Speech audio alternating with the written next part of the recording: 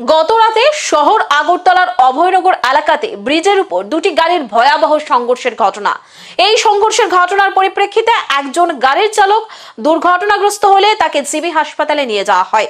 জানা গেছে দুটি গাড়ির মধ্যে একটি গাড়ি ভগবান ঠাকুর চৌমুহনী থেকে অভয়নগরের দিকে যাচ্ছিল, অপরটি অভয়নগরের দিক থেকে ভগবান ঠাকুর চৌমুহনীর দিকে যাওয়ার পথে এই ঘটনা।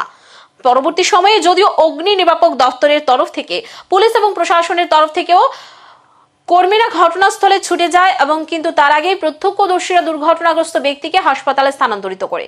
প্রকৃত কারণ জানা যায়নি, তবে অনুমান করা হচ্ছে হয়তোবা ঘন কুয়াশার পরিপ্রেক্ষিতে দ্রুতগতির জন্য এই দুর্ঘটনা। তবে যেভাবে প্রায় প্রতিনিয়ত শহর আগরতলা বিভিন্ন জায়গায় যান দুর্ঘটনার ঘটনাগুলো ঘটে চলেছে, সেই জায়গায় প্রশাসন দ্রুততার সঙ্গে কার্যকরী পদক্ষেপ গ্রহণ করুক, এই দাবি প্রতিনিয়ত উঠছে।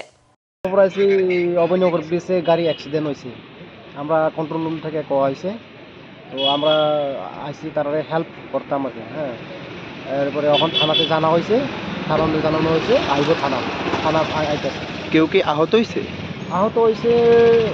আহত তো আমরা আইয়া পাইছি না, কিন্তু তারা নিয়ে গেছে হসপিটালে।